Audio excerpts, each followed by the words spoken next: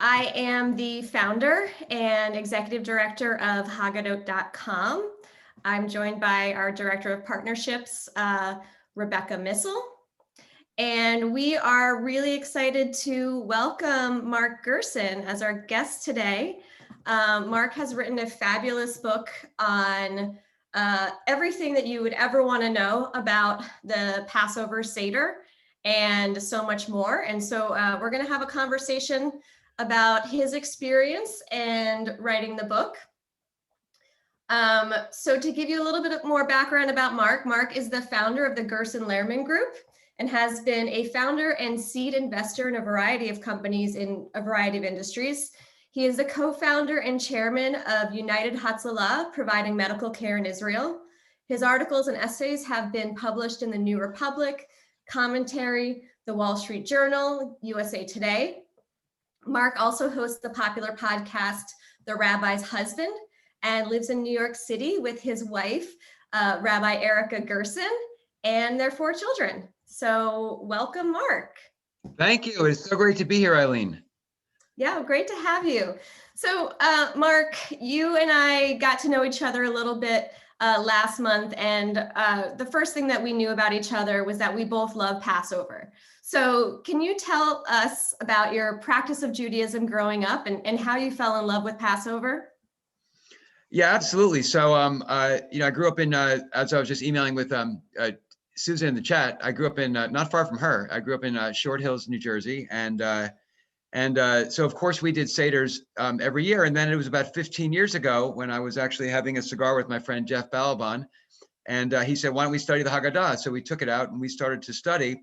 And then I began to realize, and it was a process of realization, that this book that we read every year on Passover, it's not a dinner program or a holiday manual. What it is the greatest hits of Jewish thought oriented to help us live happier, better, and more meaningful lives in the year to come. And the year to come is important because in order to understand what the Haggadah is, we have to understand what Passover or Pesach is, which is, it is the authentic and biblical Jewish New Year. So when we sit down at Seder with the Haggadah, we use the Haggadah to guide us through a contemplation about who do we want to become in the coming year. So interesting, like some of the themes that we think about that are associated with Rosh Hashanah and Yom Kippur are actually mirrored in the Passover Seder. And yeah, I was blown away when I read that in your book, that's the beginning of the year. Right. Right. So you after you fell in love with Passover, you started hosting study sessions in your apartment. And right. I hear that there were many people who would come. Can you give us a sense of what that was like, and how did the process of teaching about Passover teach you? So yeah, that's exactly how it started, kind of the derivation of the book, probably 6 or 7 years ago, when I began to realize what a great gift the Haggadah is for all of us, and how practical it is, and how it's the original and best ever self-help book, completely accessible to everybody while maintaining its extraordinary depth. I just started hosting Pesach study sessions in our apartment. And then as the years went by, more and more people started to come. We had to get much bigger spaces. We had to schedule multiple evenings, really showing that when the glory of the Haggadah is revealed, so many people want to come and learn and enrich their Seders, and in so doing, enrich the year to come. And so when you say like it's a self-help book, what tips for living? What are some of the greatest hits that should be top of mind when we think about these self-help offerings? Yeah, and I think it really is a self-help book. And if one reads a passage of the Haggadah or even the Torah and doesn't find some very practical benefit, I think one should consider, and I have this in the book, what Maimonides said when Maimonides was asked, well, what should we do when science conflicts with faith? And Maimonides, of course, was a great rabbi and a great doctor. And he said, well, a scientific truth is true. The Torah is true. So if they conflict, they actually can conflict. Your interpretation of the Torah must be defective. So if we come across a passage in the Torah or in the Haggadah where we can find a highly practical, highly accessible lesson to help us live better lives today, then we have to reinterpret and find it because it is there. And I mean, you can open up the Haggadah to almost any, here it is right here, to almost any passage and find a life lesson that very well might be non-intuitive, that we probably skip by before realizing it, but that can really help us live better lives in the year to come. All right, so here's one. Rabbi Elazar, so this is after the famous Seder at Bnei Barak. I am like Rabbi Elazar ben Azariah. Important to know, he's about 16 years old at the time. We know that from the historical record. And he says, I am like a 70-year-old man. And then he continues with this quite profound statement, but let's focus on what he says here. I'm like a 70-year-old man. So he's a 16-year-old kid saying, I'm like a 70-year-old man. Obviously speaking in the capacity of wisdom. He's saying, I have the wisdom of a 70-year-old man. Because in Judaism, we look at the elderly as these awesome repositories of wisdom, just waiting for the rest of us to come ask some questions and tap it for the benefit of ourselves and everybody else.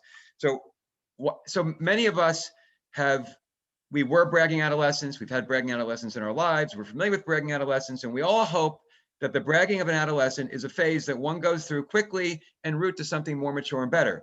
If that's the case, why are we immortalizing the bragging of an adolescent in our sacred text of the Haggadah, and what are we supposed to learn from it? And I think what we're supposed to learn from it was really well articulated by the Christian writer C.S. Lewis, who said, humility is not thinking less of yourself, it's thinking about yourself less. And the hagadotcom, the great rabbi, said effectively the same thing when he said, false humility is a sin. So what this 16-year-old is doing is he is acknowledging this great and specific gift that God has given him, which in this case is the gift of wisdom, which he proves he has with his question that follows, thus teaching us that what we have to do is to contemplate what unique gift did God give me, and how can I use it, not to praise myself, of course, but to put it towards God's service and to help make the world to help create a dwelling place for God on earth, which is what God wants. And the Rebbe, Menachem Shearson, who he put it so magnificently, he referenced this quote from the Talmud, which says that every Jew is a guarantor for every other Jew. Now, he looked at it in economic terms. He said, when does it make sense to be a guarantor for somebody else? So obviously, if your child is out of college and asks you to guarantee his or her apartment, it only makes sense to the landlord if you're richer than your child. So he says, when we say we're a guarantor for every other Jew, what that means is there must be something about each of us that is richer than everybody else. So what did God give me that's so special and so unique that I can thus contribute to the whole world? And so I think one of the great things to do, perhaps starting a conversation at the Seder and certainly subsequently, is in the spirit of this 16-year-old kid who seems to be bragging, is to ask ourselves, let's be humble, not falsely humble, and consider what great gift did God give me? And then how can I sublimate myself to that gift? How can I devote myself to its purpose and use it to create a better world? That's beautiful. I think for me, that really resonates. And I have to say, my interpretation there, obviously in the Passover Haggadah, in so much Jewish text, there are references to God that I almost feel is, for me, is a placeholder for an unknown. I'm agnostic to be in my Judaism. I'm somewhere between humanistic, but I leave open the possibility for whatever God might be. And so I think that even those texts, even if I'm not thinking about God as this anthropomorphic, man in the sky figure, I'm still able to understand that there are gifts that I have been endowed with just by nature of being born to my wonderful parents and having a good education and having certain talents. And we all have certain gifts, and being able to look out for each other and use our gifts to guarantee the dignity of one another, I think is really compelling. And I think that that idea of also gratitude, being grateful for whatever we've been endowed with, is really well, and gratitude. That's what Dayenu is about. So Dayenu is a song we usually just pass through, but it's actually teaches us how to express gratitude. Because if we think about Dayenu, and Dayenu is so interesting. I have a chapter in the book on it. It's so interesting on many levels. One of the levels is the specificity with which we offer thanks. So one way to approach Dayenu, we could have said, hey, God, thanks for everything, right? But instead, we don't do that. We go through 15 different verses of very specific things. teaching us, again, very practically, how do I express gratitude? And we all know, when we think about it, that Diana was right, because gratitude is best expressed in the specific. And if we think about it, all the great love songs reference the specificity of the beloved. You know, it's she wore a raspberry beret, right? It wasn't the girl was beautiful. She wore a raspberry beret. And that's what we focus on, because when we really want to express how we feel about somebody, we think about what is special, what is unique, perhaps what is idiosyncratic about that person. And just think about, like, at the end of a Seder. If you host a Seder, let's forget it was this year, and you host a Seder, God willing, next year, and we can have big Seders like the Bible tells us to. Couldn't do it last year, can't do it this year, but next year, God willing. So at the end of the Seder, what would we prefer the next day? For someone to say, hey, thanks for a great evening. Okay, maybe better than nothing. Or, thanks for a great evening. I really enjoyed it when Yael asked the 5th question, and when your son analyzed how the play counting contest at the end was really about the identification of miracles and how it affected his life. The more specific with which we can express our thanks, our gratitude, our love, the more it will be received in a fulsome way. And this is one of the lessons of Diana. Yeah, it's, I think about going to on a great trip or going to a great party. And sometimes, obviously the experience itself is great, but the afterwards, like talking, recounting with your friends what your favorite experiences were, and just, being able to go on and on and on about all of the details. Like, the details are really what make a beautiful experience come to life. Absolutely. And acknowledging those details to other people. Mm-hmm. So I realized we kind of jumped in direct to some detailed talk about Passover because we're so excited about it. Yeah. But there might be people on this webinar or watching this later who actually don't know that much about the Haggadah and the structure of the Seder and how it was developed. So, as you are probably even more of an expert than me, can you give an overview of how the Passover Seder developed through time, from the commandments in Exodus to tell the story to the Seder as we know it now? Yeah, exactly. So everything that we're going to do on March 27th and 28th is a direct imitation of what happened in Exodus 12 and 13, making this the longest running religious ritual in the world. We are literally living the Bible exactly as Moses scripted it. We are participants in his great script. So the predicate to this, though, was what I call in the book the most radical idea anybody ever had. So Moses had a dream, and Moses's dream was to perpetuate the Jewish people forever. Now, forever is a very long time. So how would you perpetuate a people or an idea or anything forever? Well, conventional techniques would be, let's build big buildings. The Jews, we knew how to do that because we had just done it in Egypt. Architecture's out. How about writing history? There's not even a Hebrew word for history. Instead, and I went through a few other possibilities, and Moses settles on education and education of the children, which was a completely radical idea for a number of reasons, not the least of which the alphabet had barely been invented. Yet Moses says, I'm going to bet the future of the Jewish people upon mass education and universal literacy, starting at an age when the alphabet's barely been invented. And universal literacy was not universally accepted until the 20th century. So he's so far ahead of his time, it's completely inconceivable. He bets the future of the Jewish people on education, and he says, this will be the night when you will educate your children. And the way he says it in Exodus 13:14 is magnificent. He says, when your children ask you, which is a very odd locution. One would think, when? That assumes my children will ask me. Well, how about if they'll ask me? If they'll ask you, should they ask you? He said, no. Every child has one quality, which is curiosity. So when your children ask you, this is what you shall tell them. So he bets the entire future of the Jewish people upon a child's curiosity and education as its fulfillment.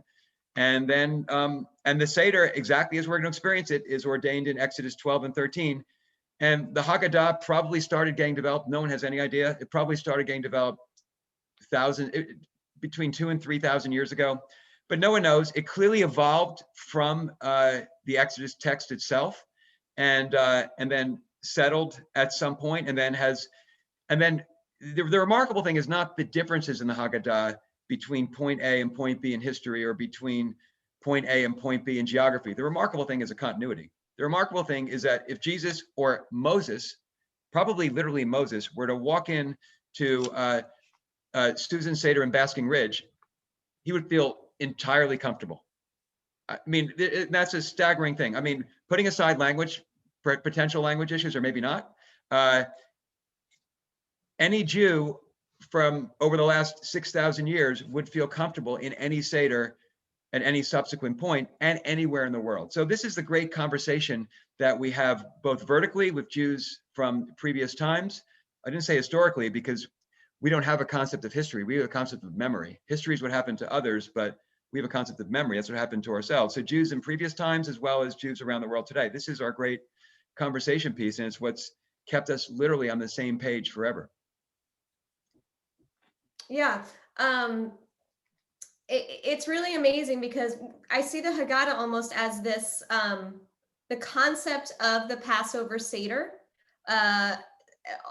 grew over the years, and so many layers were added. And in my understanding, much of it was added in what the 11th century, the 10th or 11th century, although as you said, we can't really know for sure. Right. But it seems like the Seder is going from the original mitzvot in Exodus of telling the story and of eating matzah and taking the time off work, maybe roasting a whole lamb if we want to be that specific. But it's like there's a multiplication of mitzvot and good deeds and self-help that was added over the years, almost as an instruction manual for Jews to take that value of education and really go into detail with it. Just as we were talking about the details of gratitude, it seems like there is something about the duration of a Seder and how it has been expanded that extends our ability to fully experience the story of Exodus. Right. Yeah, exactly. But even in the example you used about the whole lamb, like there's such a profound lesson in that. And that might be actually that, I mean, there could be a lot of contenders for that, but that might be one of the most important lessons we can take from the whole Passover story is that in the biblical text, it says a family had to consume a whole lamb. There can be no leftovers. So why are leftovers unkosher for Passover? I mean, literally, but they are. So no leftovers. So we know from the writings of Josephus, and we also know from modern social science, just how many people it took to consume a lamb, which was between 15 and 20. So it said if one household, there can be no leftovers. If one household can consume a lamb, which we know no household could because there were no households of 15 to 20 people, then that household had to invite another household. Thus, the Jewish people are formed on Seder night through the acts of giving, sharing, and hospitality. So that's our fundamental experience. As we come together as a nation on our very first new year, we're instructed to give, share, and be hospitable. Mm-hmm. And I think it was Rabbi Samson Raphael Hirsch who also makes this point with reference to the great Jewish notion of equality. So one might ask, do the rich need the poor, or do the poor need the rich? This is what Rabbi Samson Raphael Hirsch said. He said, well, most people would say the poor need the rich. And in one sense here, that's true, because Pesach is very expensive. And I think it's absolutely a Pesach obligation for everyone to give to a Passover relief fund, because we have to assure the whole community of Israel can benefit. So the poor need the rich to be able to have their Pesach, but the rich need the poor to be able to fulfill the obligation of no leftovers. So this really brought the whole Jewish people together as one in the spirit of hospitality. Mm-hmm. So what else in the structure of the Seder is the blueprint for Jewish values? You have this great quote in your book, more than we design celebrations, they actually design us. And as a designer, that really speaks to me. So what other design elements of the Seder do you see as most strongly informing our Jewish values? Eileen, I'm so gratified that you picked out that passage. I'd kind of forgotten about it, but it was very meaningful when I wrote it. And because exactly, it's kind of what Churchill said about architecture, which we design our buildings and our buildings design us. And I think it's the same thing about celebrations. And we can tell so much about a person or a people by how they celebrate. I mean, if you observe how, let's say, a 40-year-old celebrates his 40th birthday, you can probably write his biography, and you can get a good start anyway. You're not going to be wildly off. It's just a very good look into who a people or a person are. So we want to understand the Jewish people. I say, observe our greatest holiday, observe our genuine New Year celebration, observe the Passover Seder. So one design element is, so everyone's familiar with I'm just opening the Haggadah here. Everyone's familiar with the 4 questions. Okay, and like we can just take this question now. Like, has anyone ever been to a Seder and obviously the point of the 4 questions is to arouse the interest of the children. but has anyone ever been to a Seder where someone has leapt from her chair and said, "Oh my God, we're dipping twice tonight. Tell me about the Exodus"? Like, has anyone ever had that experience? Like, I don't think anyone has. And it's not like kids these days are so jaded, and kids back when things were good, people used to really appreciate dipping twice. No, that never happened. We know that because so many of the great rabbis of yore would add something like popcorn or toasted grain. So I think there's a deeply profound lesson here, which is that, so then that raises a question, which is, why in the last 2,000 or plus years would somebody have said, these 4 questions don't work for me, they didn't work for my children, let's redesign 4 questions that really arouse the curiosity of the children? And the answer, I think, is because the Jewish educational theory has known for thousands of years that generic education doesn't work. There is no such thing as a good generic question. There are no 4 questions that can be any better if they can be used by everybody. So when we sit down at the Seder, or when we prepare to sit down at the Seder, we should think, what about each of the children who's going to be there is unique? And how can I uniquely access them in a way that will interest them, that may be inappropriate for accessing anybody else? So maybe only one of the children is mischievous. So in that case, put a whoopee cushion under his chair. That was a chapter of the book, why whoopee cushions are kosher for Passover. Or maybe only one of the children is a baseball fan. It would be inappropriate to give everybody else, not inappropriate, it would be worthless, give everybody else baseball cards, but give that kid a pack of baseball cards if he asks a good question. What we do is, when a child asks a good question, we throw marshmallows at him or her. 2 boys and 2 girls we have, and lots of guests, God willing. So why do we do that? Because on all other nights, my parents and their friends don't throw marshmallows at me at dinner, but on this night they do, right? Now, our youngest is 5 and our oldest is 12. At some point, hopefully we'll have to think of something different, but it works for now. But I would think, like, what is unique about each child? And how can I bring something into the Seder that will speak to the sacred uniqueness that is manifested in each and every child, and make this a fun evening, an interesting evening, a memorable evening for them in a way that might not work for anybody else, including anybody else who's there. That's great. And honestly, if we're thinking about what works for the children, it's probably, we're probably also going to come up with ideas that are fun for everyone there, the adults too. I think that so much of Judaism, right? We're like, even though we educate the children, because that is the priority, the children are starting with the blank slate. My love of Judaism is also because of the value of questioning, and for all, and the practice. I don't know if if everyone here is as familiar with the practice of Havruta, but the idea of having a thought partner and being able to disagree with each other in a friendly, collegial way is so central to Judaism, and it's central to the Seder table.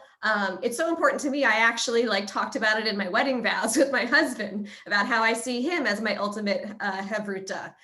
So yeah, the questions being, education and questions being a value of Judaism resonates with me so strongly. And I think it's really wonderful how you're talking about it in the book.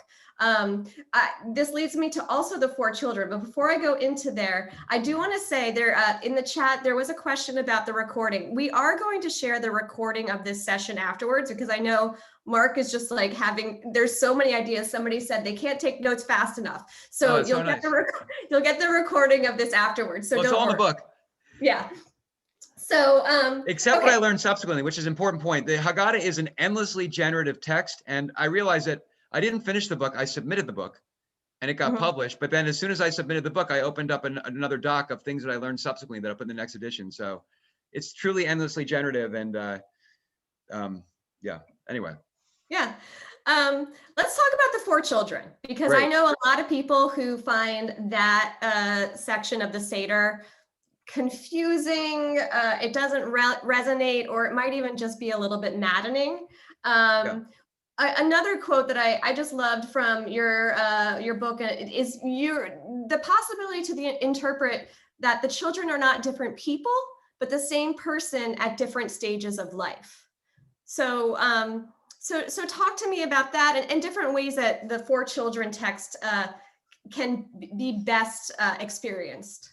Yeah, well, that's a great point to bring out. I think that kind of one of the things that we can learn at Pesach, or particularly when I speak to Christian groups, I say so much of what we learn at Pesach and from the Haggadah is for any new year, and we can declare a new year tonight. And so many of the lessons that were that we learn from the Haggadah can be applied to any new year. And think about, so people say, what about Rosh Hashanah? It's not in the Bible, yet it's totally fine, of course, to celebrate it as a new year, because a new year is too good an opportunity to happen only once every 12 months. So we Jews have multiple New Years. We Americans have multiple New Years. We have January 1st, we have July 4th, we have our birthday, our anniversary. So there are multiple New Years. So the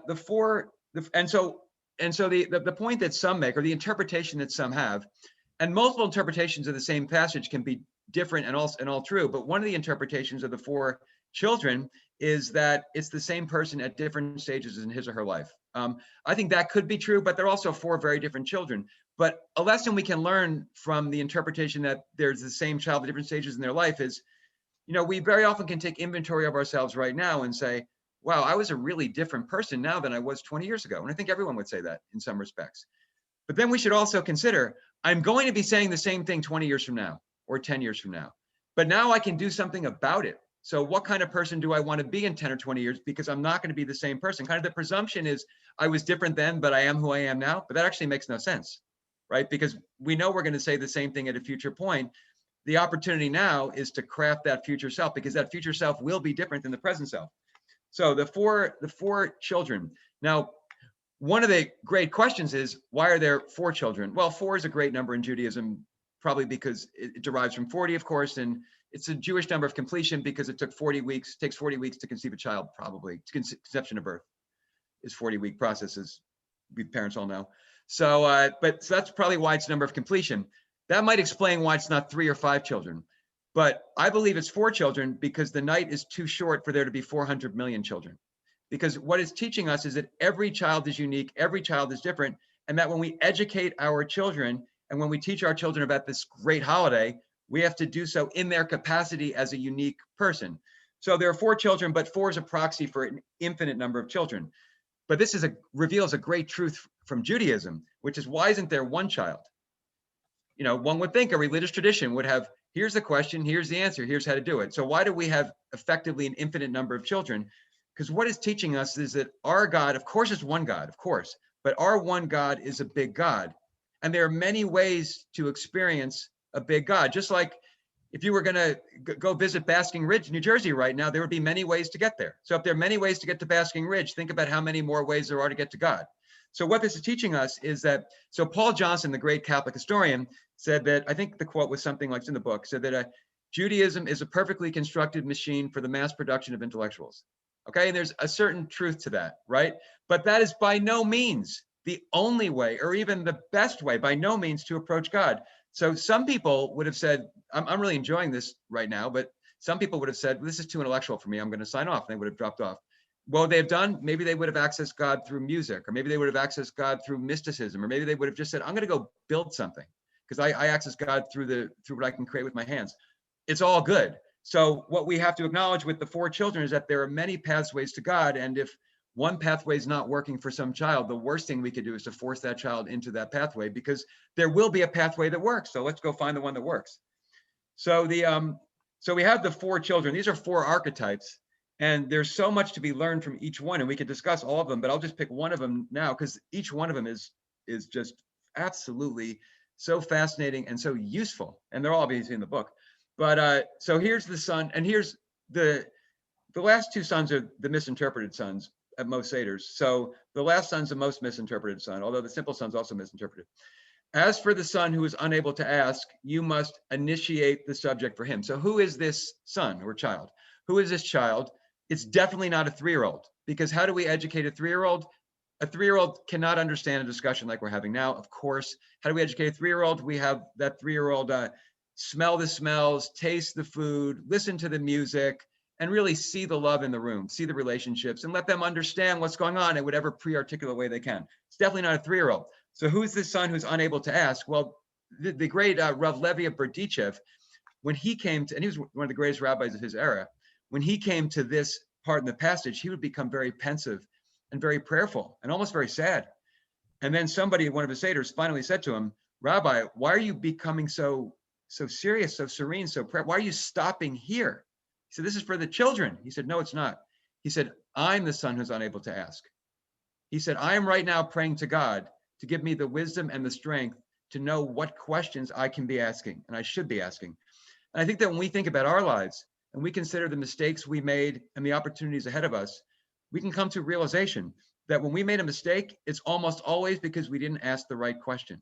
Because asking the right questions, the answers are actually not that hard. Once you have the right question, usually the answer is not that hard. It's usually coming up with the right questions that's hard. So each of us is the son who's unable to ask. And one of the great opportunities of Seder night is to really think about how can I ask the best questions that can help make me the person that I want to be in the future. Right. And I think it just takes, I think being able to ask ask questions and admit that you don't always know, I think that's a real mark of wisdom, actually, and somebody who Absolutely. is humble. Let's transition, because I know a lot of people want to talk about some real Seder tips. So can you give us, I loved hearing about the marshmallows. Can you tell us a little bit more about what your Seders are like at home in a normal year? Yeah, so in a normal year, they're big. And I think it's important for them to be big. I mean, as big as possible, because that's what the Bible says, because it's households joining, and it's Jews and Gentiles. So our Seder always has Gentiles, and the Gentile guests are usually the ones who enrich the Seder the most, because they come to the experience with such newness and such freshness and such originality, and they ask so many good questions and had so many interesting insights from their tradition that because we may suffer from the problem of familiarity. So it's Jews, it's Gentiles, it's multiple households together, it's obviously multiple generations together. This is what a Seder should be. And it's not, this is in my opinion, this is in the Bible. It's the Jews and the mixed multitudes, the Gentiles, the generations together, the households joining. This is in the Bible and it works. So this year, unfortunately, we're not gonna be able to do that again. I can't believe it. Last year during Seder, I said, okay, we're really gonna understand what Pesach Sheni is this year, because Pesach Sheni it's the holiday ordained in the book of Numbers. It's the second Passover given to people who go to Moses. This is an incredible story in the book of Numbers, is that these 5 ordinary men go to Moses and they say, we are in a state of ritual impurity. It's not fair that we can't celebrate Pesach, echoing exactly what the 5 daughters of Zelophehad had recently done when they went to Moses, and they said, it's not fair that we should not be able to inherit the land just because we're girls or women.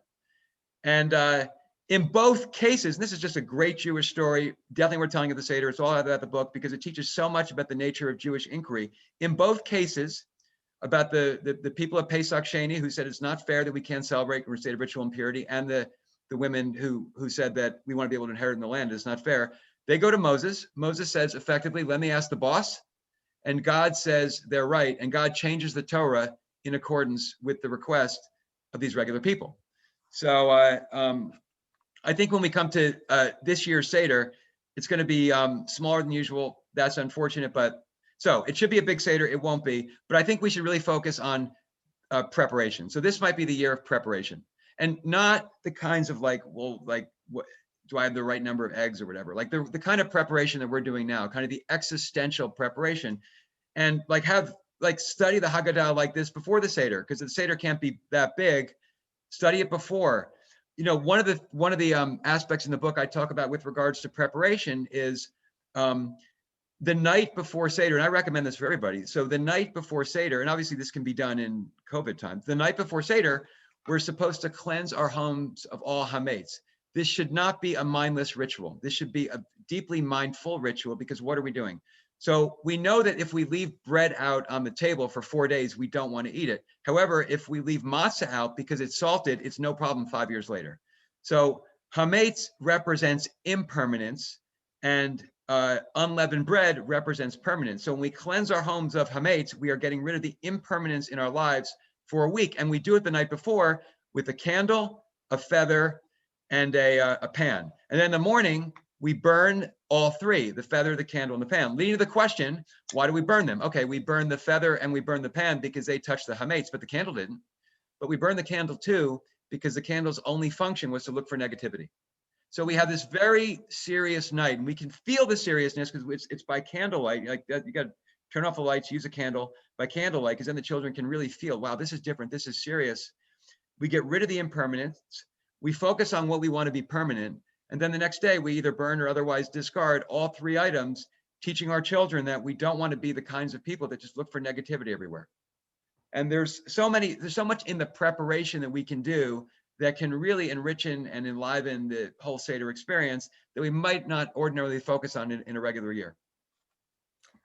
That's beautiful. I love that that concept of Passover being a time of permanence, and right, that, and especially, and that's really what these sacred times are, when we are marking time between the everyday material life and then that which we want to elevate, consider divine in whatever way we conceptualize it, whether it's also just connecting with the permanence of our family lineage, of just like the human kindness. I think that's just a beautiful metaphor for that week of Passover. And also one thing that I learned. Yeah, I mean, I'm so glad you brought that out, because the matzah is totally misinterpreted. Like, people say we were planning on having the conventional, what we learned in Hebrew school is that we were planning on having a regular meal, and then we had to rush and we didn't have time for the yeast to rise, so we had to take out the matzah. That's totally wrong. We know it's wrong because in the biblical text, on the first day of the month, so the Seder's on the 15th day of the month, but God designed the menu on the first day of the month. And hametz was off it, matzah was on it. So matzah was always part of the original design. And then we have to ask, as Eileen just did, well, why? And it's all about permanence and impermanence, which has physical ramifications. Because if you have matzah left over from last year, by all means, eat it. If you have bread from last year and it's not frozen, don't. Or if you're my parents, they might have been eating matzah all year as part of their COVID stash. It works, absolutely. They're really getting a lot of shout outs here. So Mark, I could ask you so many questions, but I want to open this up to everyone here. So I'd say for now, because I'm sure that everyone who's watching has a ton of questions. For now, let's start with questions. If you could put your questions in the chat, and then we'll go through them and give some specific tips or specific answers to your questions. And Rebecca, since you've been monitoring the chat, are there any that have jumped out at you already? I think Shayla had asked about our iconic the tyranny of teens and tweens and their screens. I think that's always, or just getting. I think the way I would frame it is just sort of, what does it mean to have like the whole family there and present? And then Mark Pinzer also has his hand raised, so maybe after Shayla's question, we can call on him. Well, that's a great question, Shayla. I think that's part of that. That's part of the preparation. Part of the preparation is to educate. Well, I would say it's really two-part. One, I would say the way to get kids not to use screens on Pesach is not to have them use it on Shabbat, right? And so I think that would be the first step. Now, Pesach's coming up. We don't have time to instill that habits. I do, by the way, have a chapter in the book on habits relating to the Pharaoh. But anyway, let's put that aside for a minute. So what do we do with the screens? Yeah. I think we sit down the children and we explain to them what Pesach is. We said, this is a sacred New Year.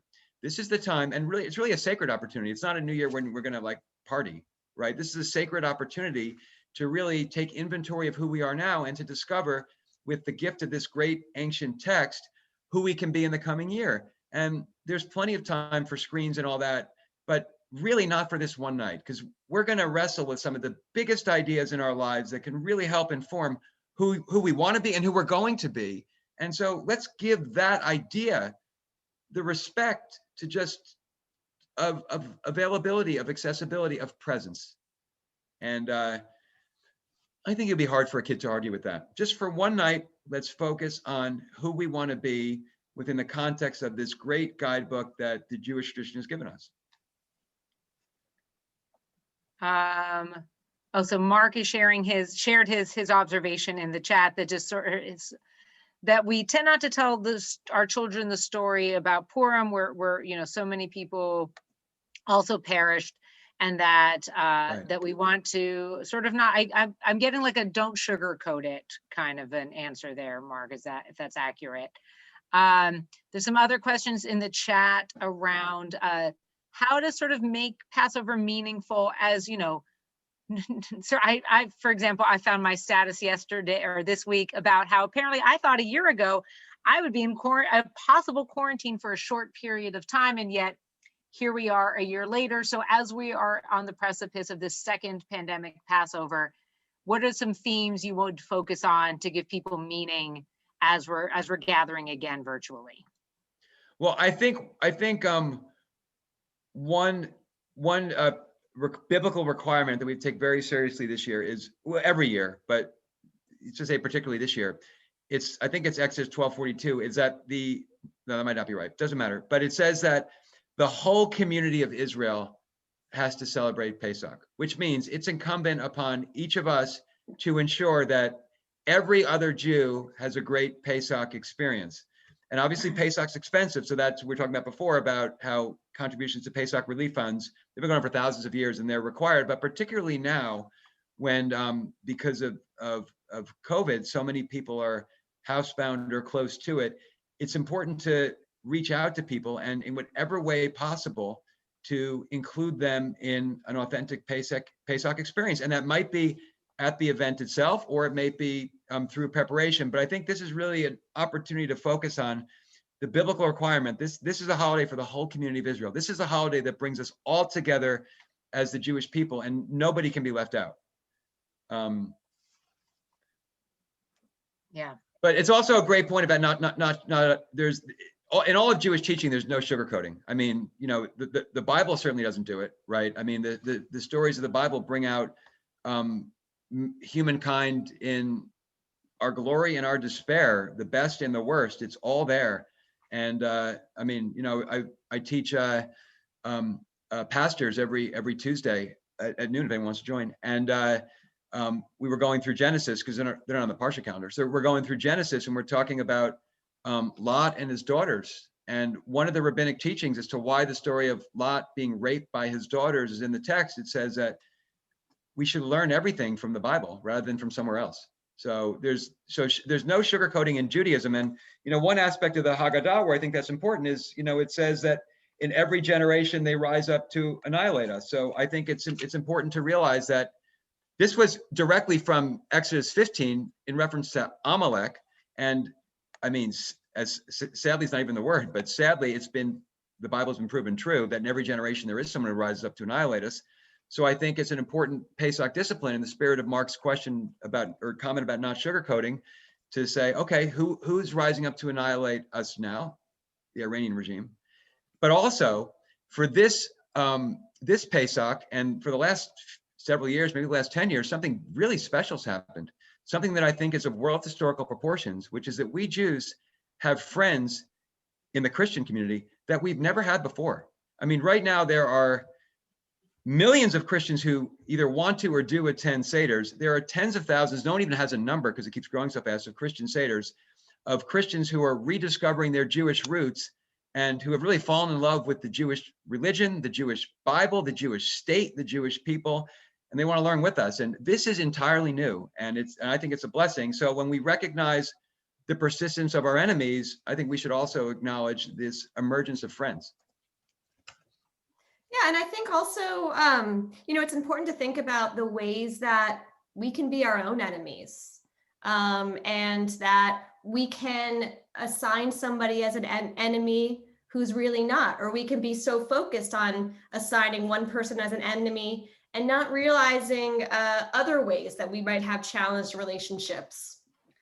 Yeah, and I actually have a section in the book. It's because this is the greatest hits of Jewish thought, which leads to the Haggadah, which leads to so much else. And there's a section there's a clause in the Torah, which I reference in the book, in the chapter on love and hatred, where it says that if your fellow's donkey falls, you should lift it up with him. In other words, but the key is lift it up with him, implying that if he doesn't want to do it with you, you have no obligation to do it. But if he wants to do it with you, it's the idea of two people coming together to do something constructive that can repair a rended relationship. Mm-hmm. Right. And so, and that's such a profound lesson from the Torah. I'm the chairman of United Hatzalah and of Israel, and what we've seen like all day, every day, is that when people from communities who otherwise wouldn't know each other, whether it's Jews and Arabs, Jews and Muslims, Orthodox Jews and secular Jews. When they unite to do something that they all agree is sacred, which is to save lives, these incredible friendships, relationships blossom, as predicted in the Torah. Absolutely. I think where Mark and I agree is that there is a possibility in Passover and in ritual and in exploring our Jewish texts to make connections with other religions and to find unifying elements. We'll get back to the Seder questions in a minute, but we are going to have another conversation next week specifically on this topic of Christian Seders because it's complicated, right? Like, you know, on one hand, we do want to build empathy with the Jewish experience, but on the other hand, sometimes it can feel like strange bedfellows. So we're going to get into that next week, and I really encourage you to join us for that. So going back to some more questions, there was a question from Susan. Susan, do you mind coming on camera? Because I'd love to hear more from you. You can read your question and give us a little bit more detail on what you're looking for here. Hi, thank you for looking at my question. My question is, I always have fun things to do. We have tic-tac-toe with frogs, and we have maths, and we have finger puppets, but some of the older folks are reluctant to sort of have fun. And I really find this the most joyous of all holidays, just Right. a way to really examine the roots of Judaism, that long trek and the different things. I'm taking a class with my rabbi right now about it. So, and I don't mean this in a negative way, but sort of to move the sticks out of the mud, to sort of get them from being entrenched in, I want to read this, I want to read it as quickly as possible, I want to get to this, and I want to do and there's a lack of embracement. So I loved when Mark said, throwing marshmallows at the youngest, which would be my son, who is 29. So, because I don't have any grandchildren yet, and the granddog doesn't count. So those are the kinds of things that I want to do, is sort of bring people in to enjoy. I'm going to be putting out material. I'm calling Seder early so that people can make hats or necklaces or something beforehand, and sort of bring something fun into it, in addition to the puppets and the pillows and the stuffed animals that I have and the different things. What do people do? What are ways that we can take, because I'm 64, and how do I do that? How do I make it fun? Well, I think the first way to do it is in the spirit of exactly what you acknowledge, which is that it should be fun. And I was on a radio show the other day, and the host said, for lots of communities, he said, we don't really see the fun because there's so much preparation. I'm like, oh, well, if that's the case, if the preparation gets in the way of fun, you're misinterpreting the preparation, as we talked about with Maimonides before. Right. It should be fun. Yes.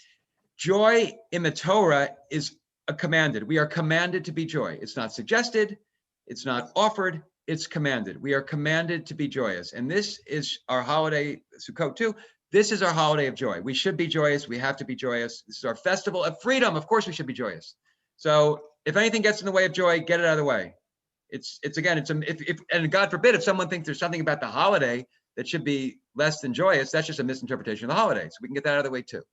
So the first commandment is to be joyous. And I think it's a lot of fun, which leads to the joy, if we can think of ways that will really excite each of the people in the room specifically. Because as we talked about before with generic questions, it's the same thing, is that if we want to make something enjoyable for somebody, something special, something memorable, we should think about them specifically. And this is a group at the Seder, this is a group of specific individuals, specific group of specific people.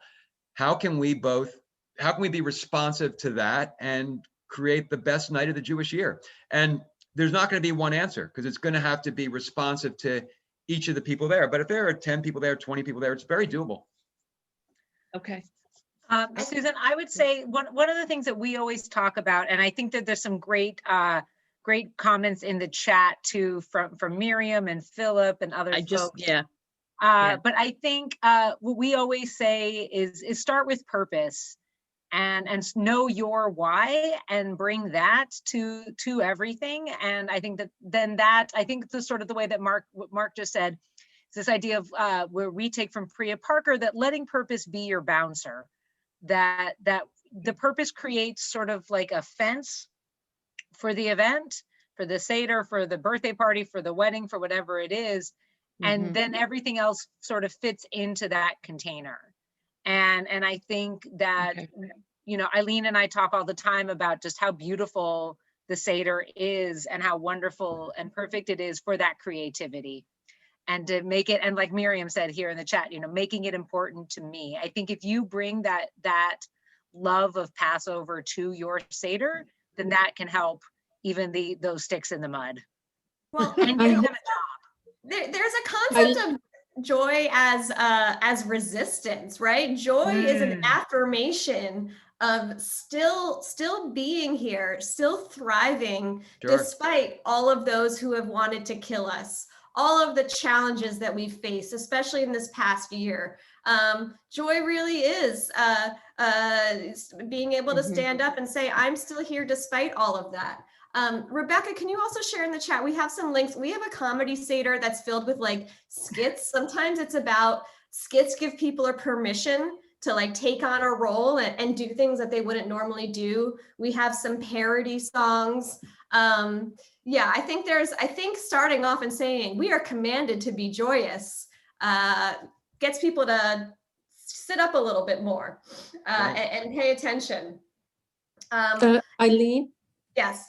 My name is Tali. I have a ritual, and I think it's meandering off of joy, but it's a ritual that I have done for, I don't know, it's 30 years, that every person who's been to the Seder remembers that, Jew and non-Jew, is that when we talk about chametz, we take paper. I have before the Seder starts, and I give every person a piece of paper. And even my grandson, when he was little, scribbled, and we put it, and we write what our chametz is, because we don't want to start the Seder with our chametz. So we write down what three things keep us in Mitzrayim.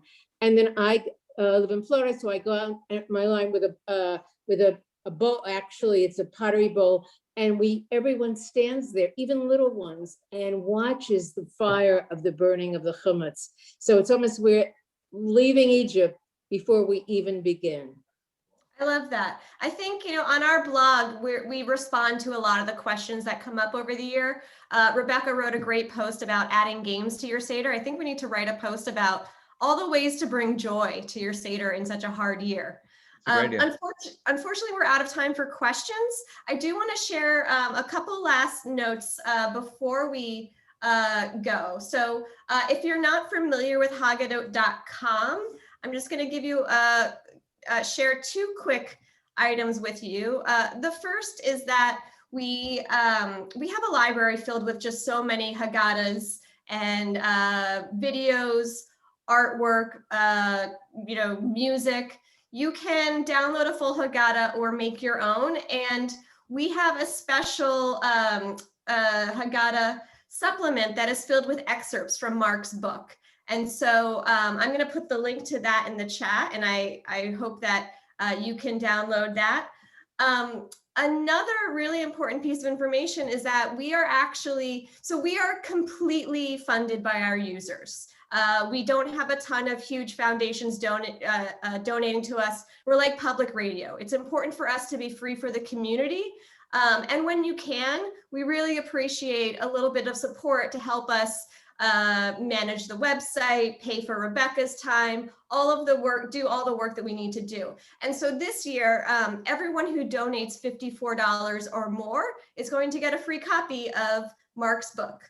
So we're really excited to get Mark's book out to as many of you as possible. It is just filled with, like this talk, filled with so much information. You could really spend that time prepping for Passover, reading this book, and really getting to know just how important of an experience it is for all Jews and really for so many more. So with that, I want to thank you, Mark, so much for your time being here today. It's just been wonderful speaking with you. We could talk for another hour, I'm sure. I know, Eileen, thank you for such incredible questions, and what a wonderful group. Thank you so much. You're welcome. So, you know what? This is something that Rebecca and I usually do at the end of our sessions. We believe in closing rituals. Just like in the Passover Seder, we end with Hallel and saying next year in Jerusalem and talking about the Seder. Rebecca and I started it last year. We put our hands in the middle as though we're gonna like start a sports game. And on the count of 3, we're gonna yell Seder and wave goodbye. And I hope we'll see you next week for our next conversation with Mark. So everyone get your hands in, and Mark, you too. 1, 2, 3. Seder. Later. All right. Thank you all. Thank you, everybody. Thank All right, you thank very you. much. Another great event.